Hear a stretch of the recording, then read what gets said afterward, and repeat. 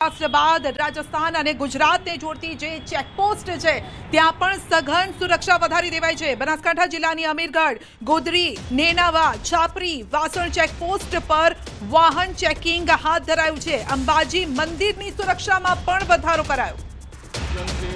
जो है आसपास की गाड़ियों में भी क्षति हुई। जैसे ही इसकी खबर मिली हम सारी एजेंसीज जो है Delhi police, FSL, NIA, NSG उनकी टीम्स यहाँ पे आ चुकी हैं और हालात का जायजा भी ले रही है। हर तरीके से इस जो है एक्सप्लोजन के बारे में जांच की जा रही है और जल्दी ही इसका आकलन करके इसका जो भी रिजल्ट निकलेगा वो आपको बताया जाएगा।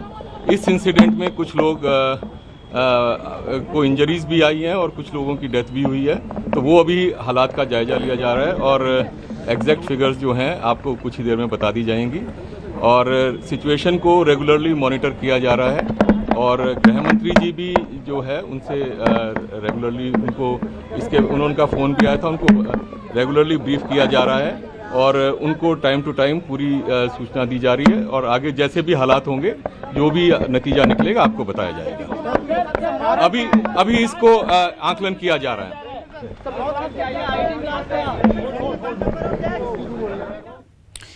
તો અત્યારે દિલ્હી પોલીસ તરફથી કોઈ પણ પ્રકારની વિગતો નથી આપવામાં આવી કે આ બ્લાસ્ટ કોણે કર્યો છે અથવા તો આ મોડ્યુલ કયા પ્રકારનો હોઈ શકે છે, શું આ આતંકી કૃત્ય છે કે નહીં, આ પ્રકારની અત્યારે કોઈ જ માહિતી નથી આપવામાં આવી। અત્યારે પ્રાથમિકતા એ છે જે ઘાયલો છે તેમને હોસ્પિટલ પહોંચાડવામાં આવે, તેમની જે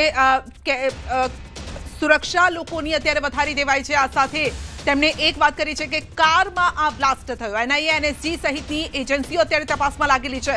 બ્લાસ્ટ બાદ સમગ્ર દિલ્હી હાઈ એલર્ટ પર રાખવામાં આવી છે। તમામ ટ્રેન, બસ, તમામ જગ્યાએ અત્યારે ચેકિંગ હાથ ધરાયું છે। Lal Qila metro station number 1 પાસે અત્યારે આ બ્લાસ્ટ થયો। બ્લાસ્ટમાં 8 લોકોના મોત, 24 લોકો ઘાયલ થયા છે અને એક કારમાં બ્લાસ્ટ બાદ અન્ય વાહનોમાં આગ લાગી હતી। પ્રત્યક્ષદર્શીઓનું પણ કહેવું હતું, એક કાર ડ્રાઈવર જે ન્યૂઝ 18 સાથે તેણે વાત કરી અને તેનું પણ એ જ કહેવું હતું કે થોડી ક્ષણો પહેલા એ ત્યાં જ હતા પરંતુ ત્યાંથી હટી ગયા અને તેઓ બચી ગયા। આમ ઘણા લોકોની આ પ્રકારની કહાની છે, આ બ્લાસ્ટ સાથે જોડાયેલી કહાની છે। પ્રત્યક્ષદર્શીઓ જેમના મોં ઉપર પણ લોહીના નિશાન જોવા મળી રહ્યા હતા કારણ કે તેઓ ત્યાં ઊભા હતા અને બચી ગયા હતા। એક કારમાં બ્લાસ્ટ થયો।